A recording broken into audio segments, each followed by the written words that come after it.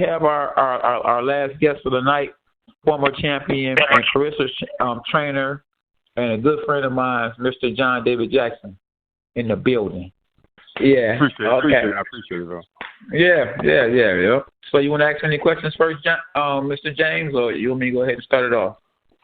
No, I'm gonna let you go ahead and start off. Both gentlemen have been in the ring. Respect. Oh yeah.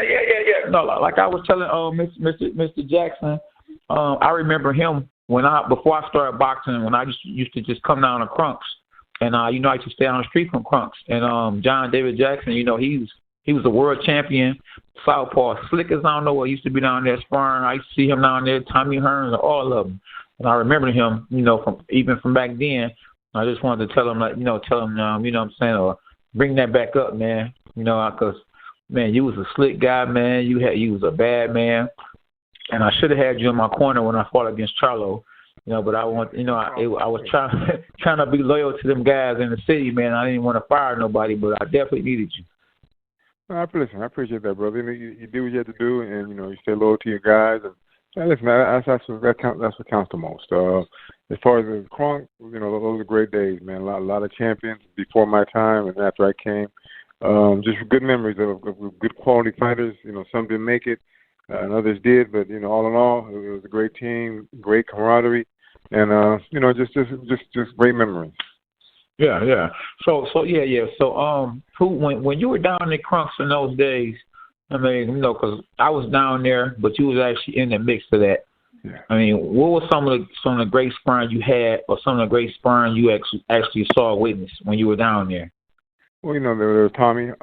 Tommy and I sparred. Little McCory. Jimmy Paul and I sparred a little bit. The greatest sparring I ever had. And listen, I sparred with Gerald McClellan. We were sparring one day, and his brother hit me with the left hook. I thought he knocked all my teeth out. This kid hit me so hard, man. My whole body just was like a lightning bolt went to my body. I thought he knocked my teeth out, so I stepped back. I said a few words that I can't say on the radio, but man, I just kind of took my tongue around my teeth, and they were all there. And I said, "This brother can punch," And the next day, I got him back. But listen, I'm gonna say Gerald was one of the hardest punching cats I ever met in my life. This cat can punch, man. I'm glad my teeth are still intact, because that brother, that was a hell of a shot he hit me with. So it was a hook to the head, went to the body, because he was known as a body puncher. No, good body puncher, but this one unfortunately went to my jaw, man. And listen, wow. It let me know. I always think I could take a shot, but that shot right there let me know I could take a punch. Listen, that brother, I thought he dislocated all my teeth. Wow, wow. Hey, right. Hey, so would you say that in those days that was like the best training places you ever trained at? Like Kronk's, was it like that? Like what everybody talk about? They always say that Kronk's was that gym that you had to be at. That was the best gym and all that. Or was there any other gyms that you could compare to with Kronk's? Well, back in Philadelphia where I first turned pro, there was a lot of good fighters and a lot of good gyms that you could train at back in the early '80s, and probably before I even got to the '70s and '60s. Yeah. But between Philadelphia and Detroit, here's the thing that separated the two in a way. When you went in Kronk, every time Emmanuel showed up in the gym, these dudes would try to go to war just to impress Emmanuel. Exactly. It wasn't about they trying to impress Emmanuel, so it was like life and death sometimes in there. And my philosophy was never to leave it in the gym. So I was always being slick, taking guys miss. I wasn't trying to go to war in the gym, because I said a fight coming up eventually. So I didn't want to leave it all in the gym. Some of those guys did that, and that was unfortunate. That was a shortcoming. But plus you want to prove you're the best. So some guys just had to prove they were the best all the time. That wasn't my theory. If I can get the good work in and learn something from it, that's what I tried to do.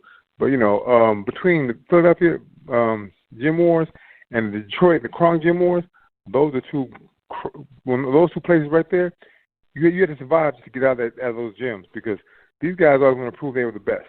Didn't matter who they were sparring, they want to prove they were the best. And it made for a lot of wars sometimes that these guys didn't need, but it makes for some great boxing. So if you had a chance to watch these guys work out, that was great. Yeah, yeah. So what was how did you ended up at Kronks? I mean, how did you ever end up at Kronks? Well, actually, I was going, in 1988, I was going through, let's say, managerial problems back in Pennsylvania. And Don Turner, who was, living in Pennsylvania, he got a hold of my trainer, Georgie Benton. And, Georgie said, man, if you can help this kid, take him, get him out of Philly, because I couldn't get fights there because I was still going through my managerial contract and disputes with my managers. So Don took me to Detroit, and I met Emmanuel. And me and Emmanuel, we talked, and, I let him know my problems with the managerial contract that I was going through. He said, listen, I got a guy, a backer, who really likes you. We watched you work out. And he said, let me talk to him and see if he can help out. And the guy, had the money to make it work, and it got me on my contract.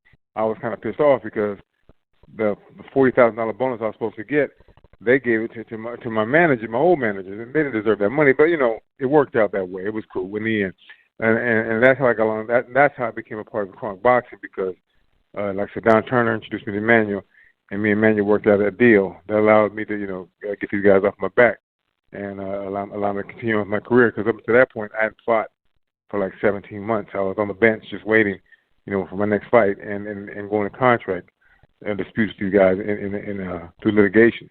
So, luckily I met Emmanuel, and Emmanuel had a money guy that was willing to back me and made it all possible for me to become a free agent and go with Kronk.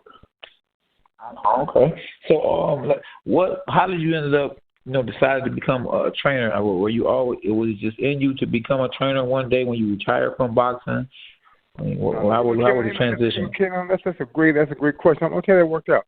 I never really thought about becoming a trainer. I said, man, I'm not going to train these knucklehead fighters when I retire from boxing, right? I never had an idea. But one day, my trainer, Georgie Benton, said, John, he said, you know what? You make a great trainer because you have patience. You're a good strategist, and you can teach boxing. He says, I can't teach you anymore. He said, you've got all my knowledge, and you know the game. When he told me that, I still said to myself, I'm not going to do that, man. That's the last thing I'm going to do is train a fighter. Well, lo and behold, I'm living in California now, and I work with Shane Mosley for his first fight with Oscar De La Hoya. I wasn't the head trainer, his father was. But, Shane and I did a lot of stuff behind the scenes. And what happened was, once I retired in 99, 2001, Shane gave me a call and said, I want you to train me. So I helped him. I helped his dad somewhat. His dad didn't want me in the corner, but Shane, was able to, he called the shot, so it worked out. And then in 2003, he and his father, I think they split up. And so Shane called me and said, do you mind becoming my head trainer? I said, no problem. So that opened the door for me. Because even before then, say like 2001, 2002, I was working guys' corners, and I was like, I started at the bottom. I was carrying the bucket. I did small jobs, where I could do just to get my foot in the door. And even though I was former champion, two-time champion, I didn't mind, if that was the road I had to take to get to where I wanted to get to, I would take that road. And, so there were guys that couldn't train guys better than I could, but, listen, I had to play the game.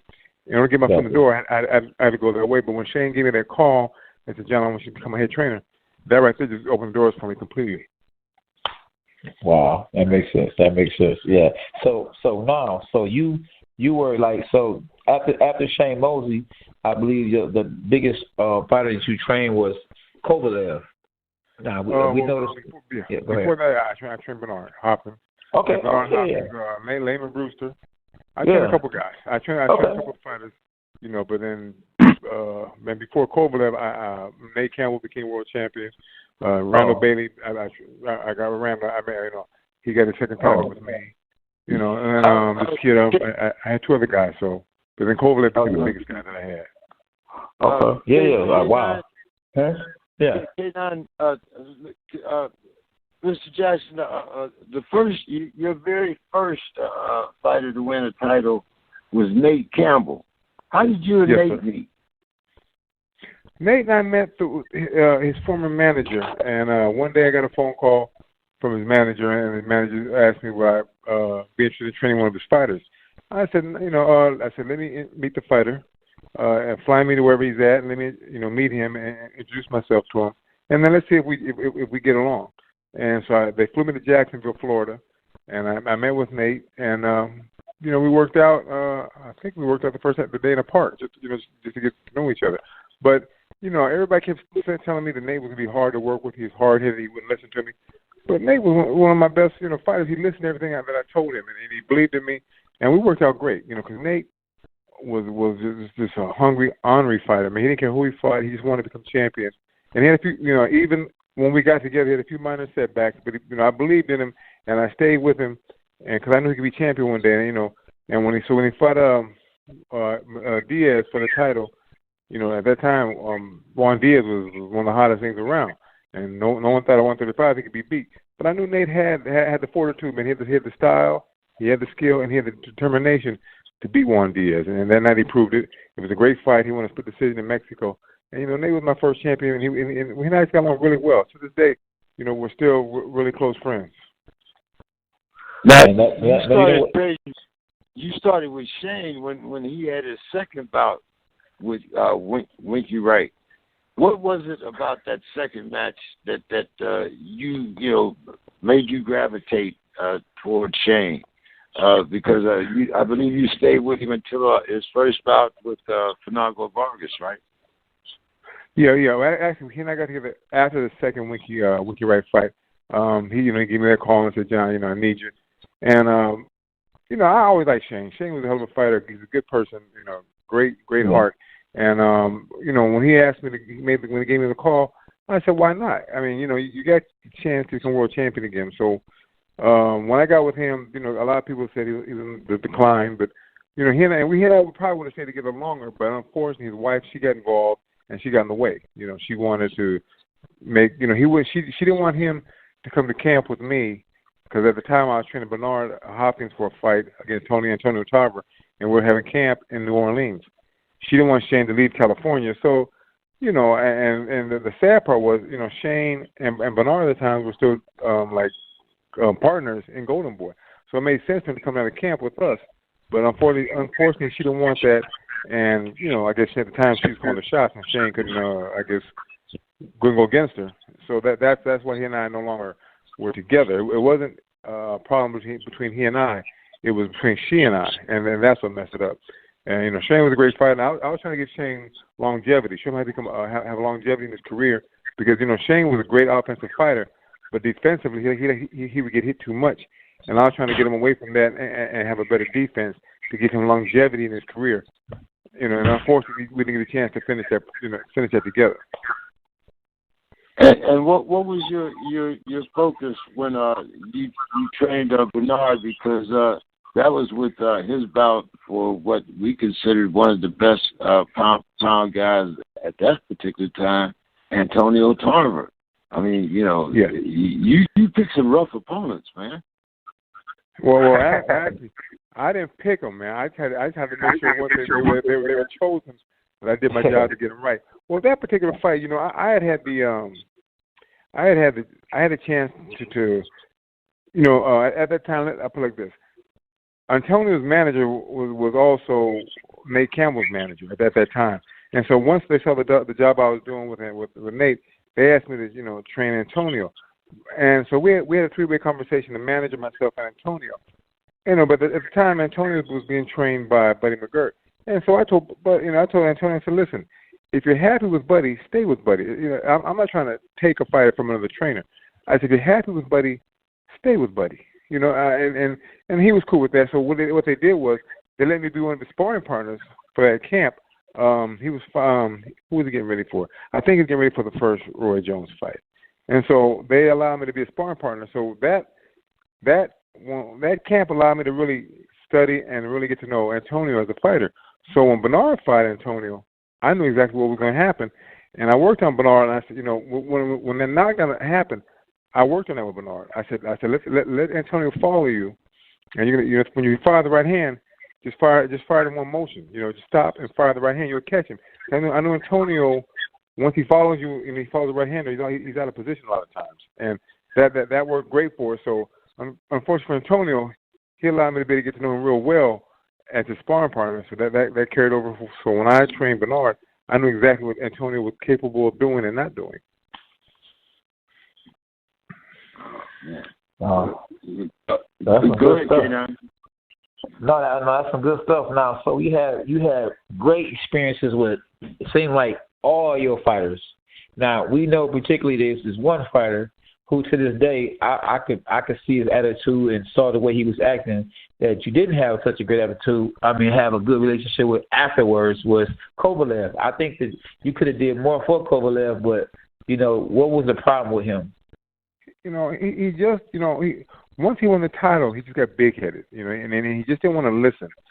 Before he won the title and when he won the title, everything I asked him to do and I showed him, he listened to me. But once he became champion, first thing he wanted to do was start making a pay cut. Then he wanted to make after every fight, with every preceding fight, he wanted to make a pay cut. He just didn't want to listen. I think once he became champion, he thought he knew everything, and it got so bad to the first fight with Ward, and I kid you not, man, he brought a guy in. God is my witness. He brought a guy in the day of the fight. He said, "John, don't say anything." This guy, now, this is the first time I've seen this guy. He brought this guy and said he's going to do all the talking for this fight. Now, I've been in camp with you for 8 weeks. 8 weeks, and I've devised a strategy that worked for the first 6 rounds of the war, the first war fight. Now, you want to bring this guy in who's never boxed a day in his life, and he's going to tell you what to do?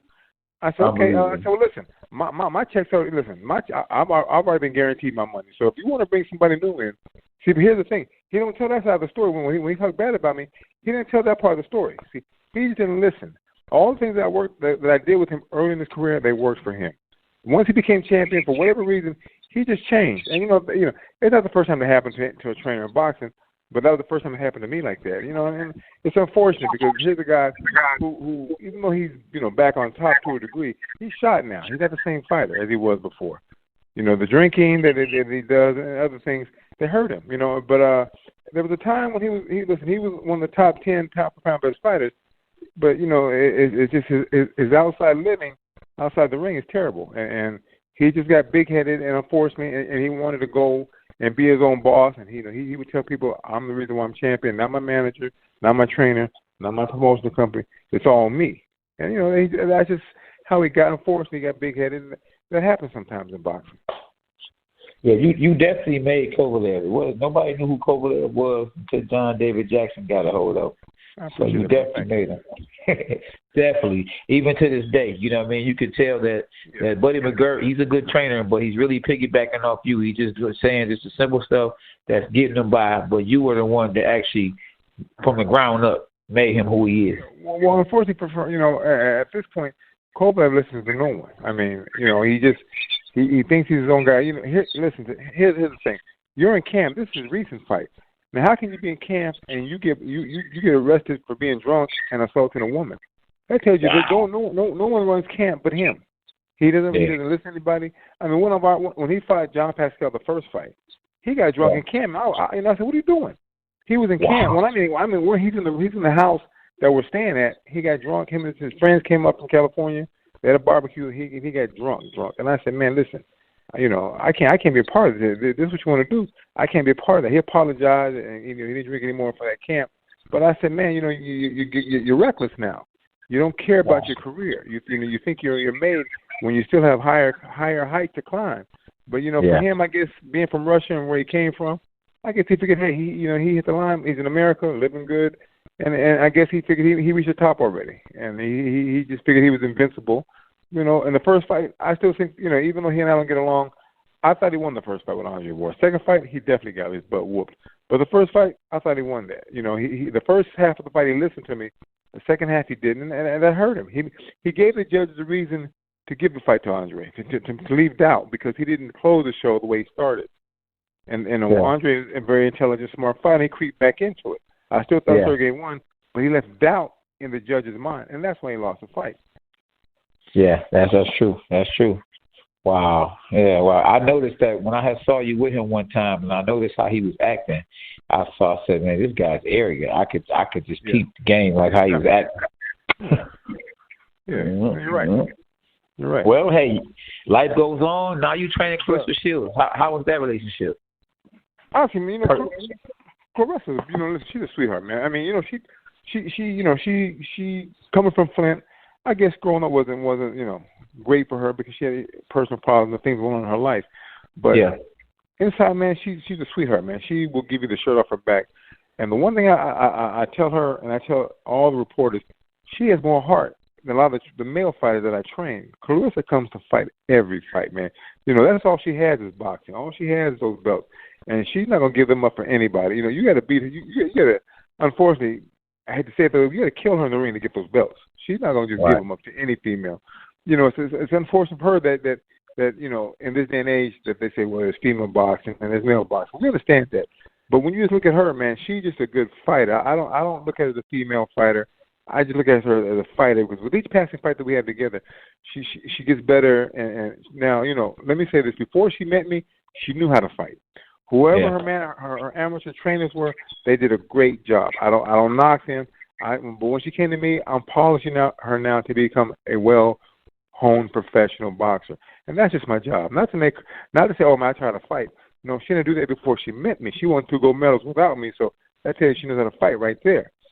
My job is to make her a better fighter, to try to take away the mistakes that she makes, and to make her, you know, add things that make her a better puncher. You know, she wants to start knocking these girls out. I said, well, let me help you with that. And so, you know, that's what we're working on now. It's going to take a really, really good female, well-polished female fighter to beat her, because Claressa does fight somewhat like a male fighter, and she's getting better.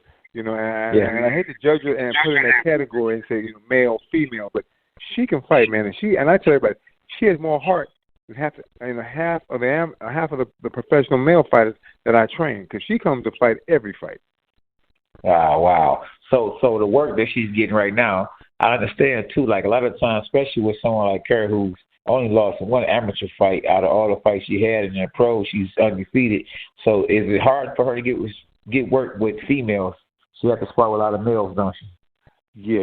I've only really seen her spar with one female fighter, and let me tell you something. That was she put some on that girl. Like, man, I felt bad for the girl, but then so I had to spar with some male guys, and you know she beat a couple of them cats up, and I felt bad for them because you know you can't listen. You can't let her, you know, really in life, you can't let a girl beat you up in the gym, man. So, you know, and that's rough. But listen, hey, I tell you, if you're bad to do that, then do what you got to do. I mean, when you're sparring these guys, you can't take it easy. And you know, I don't want them to take it easy on you, because if you get that in the sparring, you're gonna act the same way in a real fight. And you know, you got to be vicious the way you are. So I tell the guys, don't try to knock her out, but if you can put something on her. Put it on her. Because listen, one thing about her, she's not going to back down. Exactly. And so what I did with her, I said, listen, use your head movement for me. What you do now is start challenging yourself. Make these guys miss. Don't challenge them. Challenge yourself. See if you make them miss you. You know, slip, roll, you know, bob and weave. Do what you can do to make these guys miss. And then when you make them miss, then make them pay. I mean, you got to knock them out. But let them know, hey, this is what happened when you miss me. You know, and just challenge yourself to see if you can challenge yourself to make them miss you. And that's going to make you a better defensive fighter. You know, I want you to get hit, but challenge yourself. See if you make them miss you. Absolutely. So do you think, like, I feel like you know that boxing maybe a little too biased, because I feel like if she's a great fighter like she is, and she's doing all the things she's doing, she should at least be on a pound for pound list somewhere. I mean, you know, it shouldn't be males over here, women over here. I never saw a female on a pound for pound list, and I feel like all the accomplishments she accomplished, she's doing things like Lomachenko, that she should be somewhere mentioned about something when it comes to that. You're 100% right about that. You know, she and I had a conversation about a month ago about that. You know, I guess a fighter and her got into it, and he, I guess, questioned her pound for pound status. And I told her, I said, let me tell you something. Don't worry about what any guy says about you. So first of all, half of those guys are jealous and envious of you because now you're starting to make some money. And I said, maybe in their career they didn't. I said, you know, but that's not your fault. That's their fault for whatever reason they didn't make it. I said, but as far as boxing is concerned, I said, right now, today, you're in the top 20 in the pound for pound list. I said, maybe the top 10 because, you know, of what you've cleaned out 2 divisions, and now you're going down to your 3rd division. I said, so don't let man tell you that you're not top 10 status fighter. I said, you definitely are. You've earned. I said, you got to remember this. I said, you earned your position. Nobody gave it to you. I said, you earned your position. Every fight you had to fight was you had to fight. The opponent was better than the last opponent, and you're beating that person, and you're beating them decisively. I said, so if you earn your status as a pound for pound top professional fighter, I said, don't anybody tell you because you're a female you don't deserve that status. I said, if it was just given to you, and I hope you don't take this wrong. Layla Ali, good person, good fighter, but see, she lived off her daddy's name. Claressa don't have that. Claressa she won 2 gold medals. She earned her position with her fist. She didn't have a name to fall back on. Not saying that Layla wasn't a good fighter, but she didn't. You know, Claressa didn't have that. She had to earn everything she got. She didn't have a daddy's name to fall back on, and good point. You know, to make to piggyback off on. Claressa earned her position. So I tell her, I said, don't worry about what anybody says about you. I said, look at your accomplishments. And I said, listen, I won 2 world titles, but get 2 divisions. But guess what? I never won a gold medal. You won 2 gold medals. So what can I say? I said, you done more than I have. I said, you're right. I said, don't let people talk bad about you, because you know what? Your accomplishments speak for themselves. Yeah, absolutely. You're absolutely right. Well, John, man, we got to have you on the show again, man. We had to call you late, so, you know, that's okay. The bad part. We'll work it out next time. Not a problem. Yeah. I appreciate it. No, I appreciate you too, man. You got any final thoughts and what people can follow you at, and when you and Claressa fighting? Yeah, I'm not like the younger crowd. I'm not really into the social media, but you can follow me on Instagram, John David Jackson 63 on Instagram. Claressa's next fight is October 5th, so hopefully that's on Showtime. So hopefully the fans tune in for that. Her opponent says she's gonna knock Claressa out. So, and that got Claressa hot. So we'll see what happens. All right. I feel bad for opponent, cause like I said, we're working on knocking people out now. So just tune in, because her opponent said Ivana, I think her name is Ivana, said she's gonna knock Claressa out. Tune in. Let's see what happens. All right, appreciate you, man. Whoa, as she called herself.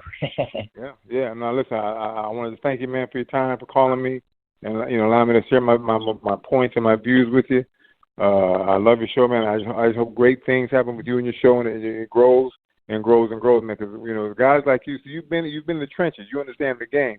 So when a person like yourself talks boxing, God can't pull the wool over your eyes, man. You understand the game, so it's beautiful when a guy like yourself understands, has this mic in front of me, and you can speak the truth about boxing, and that's what I love to see other fighters when they take their outside their career and they grow with other things than just boxing. So man, I just keep more power to you, man. Keep doing your thing, and if you ever want me on your show again, just reach out to me and I'll be there. Oh yeah, absolutely. Thanks, man. Thanks a whole lot, John. My pleasure, brother. Thank you, man.